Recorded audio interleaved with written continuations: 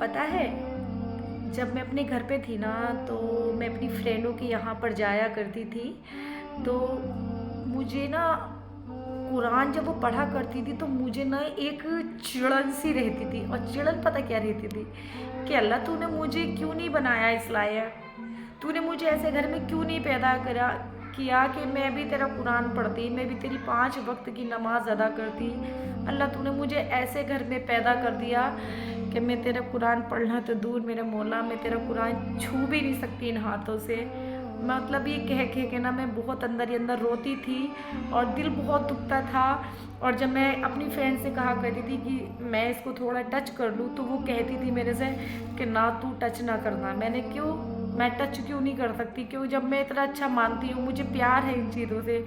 तो वो कहती थी कि बाबू बुरा ना मानना, इसको टच तू इसलिए नहीं कर सकती कि तू गुसल से नहाई भी नहीं है। तो मैं उनसे कहती थी कि गुसल क्या होता है, तो वो मेरे को तरीका बताती थी कि ऐसे ऐसे होता है।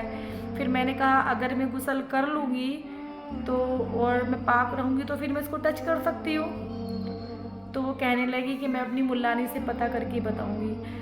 तो फिर मैंने ना धीरे धीरे ये सब चीज़ें मुझे मतलब ऐसा अंदर ही अंदर मुझे लगने लगा, मेरे दिल में ऐसा गुमान उठने लगा कि अल्लाह तो मुझे भी बना लेना, मैं भी तुझे अल्लाह कहूँगी।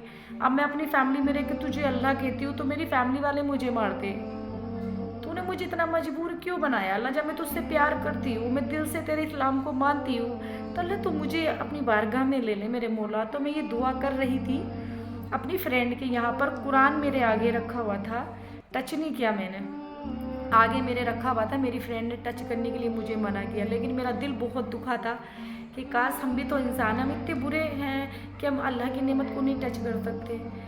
तो मैं जिक्र कर रही थी तो मेरी फ्रेंड के पापा कहने लगे कि तू कुछ ज़्यादा ही नहीं बोलने लगी है, तू फालतू बातें बहुत करने लगी है, और क्या रखा है कुरान पढ़ने में। जबकि वो मुस्लिम थे, वो मुझे समझा रहे थे कि कहीं ये कोई गलत कदम ना उठा ले, इसकी फैमिली वाले फिर इसको टॉर्चर करेंगे, इसको मारेंगे पीटेंगे। वो मेरा भलाई कर रहे थे। लेकिन मैंने कहा अंकल आप ऐसे क्यों बोल रहे हैं, आप तो मुसलमान हो।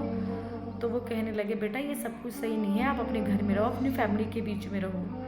लेकिन शुक्र है उस खुदा का, 2 साल बाद मेरे अल्लाह ने मेरी दुआ कबूल करी और आज मैं खुद कुरान पढ़ती हूँ। मेरा बेटा हाफिज़ बन रहा है और आज मैं इस हिजाब में बैठी हूँ। सबसे बड़ी दौलत मेरे अल्लाह ने। तो मुझे यकीन है अल्लाह ताला थोड़ी देर से सुनता है, लेकिन बेशक सुनता है।